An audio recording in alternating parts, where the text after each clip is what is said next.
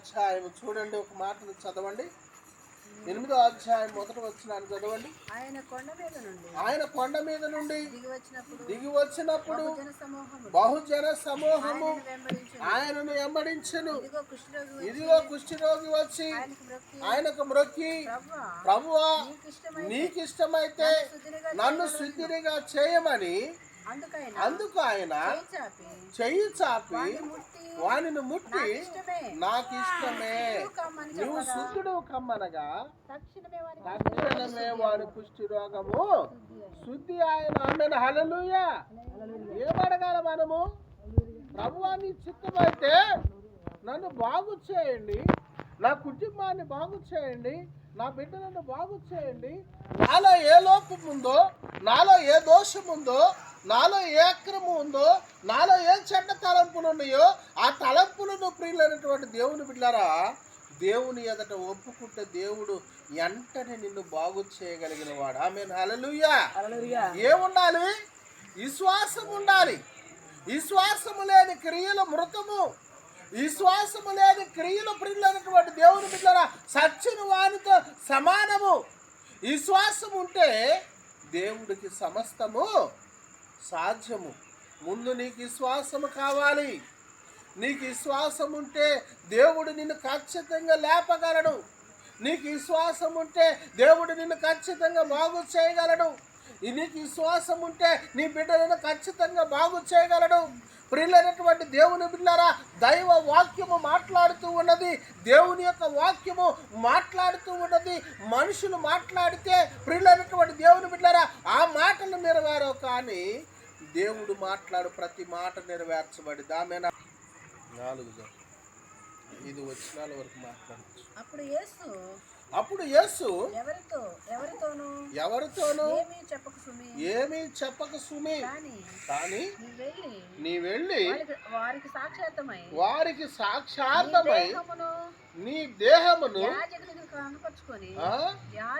యాజకునికి కనపరుచుకొని మోషే నియమించిన కానుకను సమర్పించుకోమనని దేవుని యొక్క వాక్యము సెలవు. చూడండి, బిడ్డల మధ్యన నెమ్మదుంటే నీకు వ్యాధులు వచ్చినాయి, బలహీనతలు వచ్చినాయి, ఇరుకులు వచ్చినాయి, ఇబ్బందులు వచ్చినాయి, అవమానాలు వచ్చినాయి, నిందలు వచ్చినాయి, సమస్తం వచ్చినా కానీ యేసయ్య నీతో ఉంటే నువ్వు విడిపించబడతావు.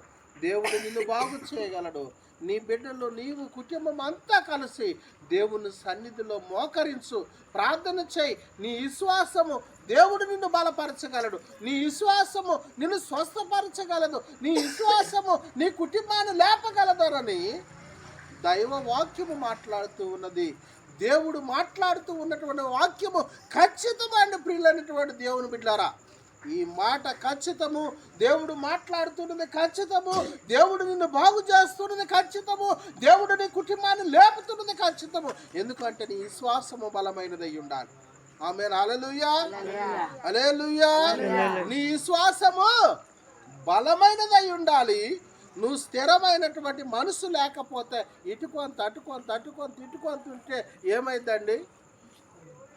ఎటు నీ ఆలోచన అటు స్థిరంగా లేదు, లోకంలో స్థిరంగా లేదు.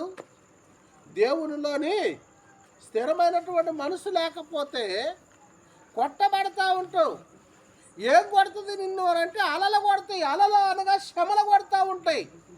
శ్రమలు కొట్టినప్పుడు ప్రియులైనటువంటి దేవుని బిడ్డలారా అంతా చెల్లా చెదురే, కానీ ఏమైనా మిగిలిద్దా? సంపాదించింది మిగిలిద్దా? ఉన్నది మిగిలిద్దా? ఏది మిగలదు. ఎందుకో తెలుసా? స్థిరమైన మనసు కావాలి. ఆమేన్, హల్లెలూయా. యేసయ్య మనతో ఉండాలి అంటే స్థిరమైన మనసు. శ్రమలు వచ్చినాయా? నీ చిత్తమేనయ్యా. బాధలు వచ్చినాయా? నీ చిత్తమేనయ్యా. ఇరుకులు వచ్చినాయా? నీ చిత్తమేనయ్యా. అవమానాలు వచ్చినాయా? నీ చిత్తమేనయ్యా. వ్యాధులు వచ్చినాయా? నీ చిత్తమేనయ్యా. నువ్వు బాగు చేయగలిగినటువంటి దేవుడివి నీవే. మనుషుడు బాగు చేయలేడు. మనుషుడు బాగు చేస్తాడా?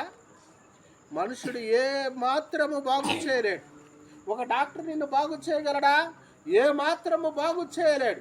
చూడండి ప్రియులైనటువంటి దేవుని బిడ్డలారా మన కాడున్నటువంటి సర్వ సంపదలు అయిపోయేంత వరకు కూడా మనం ఏం చేస్తారంటే ఈ ఇంజెక్షన్ చేయాలి, ఆ ఇంజెక్షన్ చేయాలని మనుషుడు చేసి చేసి చేసి చేసి మన కాడ డబ్బులు అయిపోయినాయి అంటే ₹10 ట్యాబ్లెట్ ఇచ్చిపోతున్నాడు. అవునా కాదు? ఈ ₹10 ట్యాబ్లెట్ ఇచ్చిపోయి ఈ రూపాయి కూడా నువ్వు ఇయ్యలేనటువంటి పరిస్థితిలో ఉంటే ఈ రోగం నీకు దగ్గదని వెళ్ళిపోతున్నాడు. ఎందుకో తెలుసా? నీ కాడ లేదు. దేవుడైతే సర్వ బలహీనతల నుండి ఇడిపించగలిగిన వాడు ఆయన. ఆమేన్, హల్లెలూయా.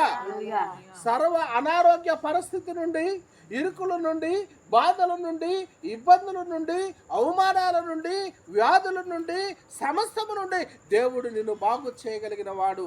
ప్రియులైనటువంటి దేవుని బిడ్డలారా, అపవాది శక్తుల నుండి, చీకటి అంధకార శక్తుల నుండి దేవుడు సేవకుడు నీకు ఏమైతే చెప్పిండో అది నువ్వు చేసినప్పుడు నువ్వు బాగుపడతావనని దైవ లేఖనం చెప్తూ ఉన్నది. దేవుడు నీకేమైతే మాట్లాడుతూ ఉన్నాడో అది నువ్వు చేసినప్పుడు బాగుపడతావనని దైవ వాక్యము చెప్తూ ఉన్నది. దేవుడి మాటలను దీవించి తన ఇనికిడిలో జ్ఞాపకం చేసుకును గాక. ఆమేన్, ఆమేన్.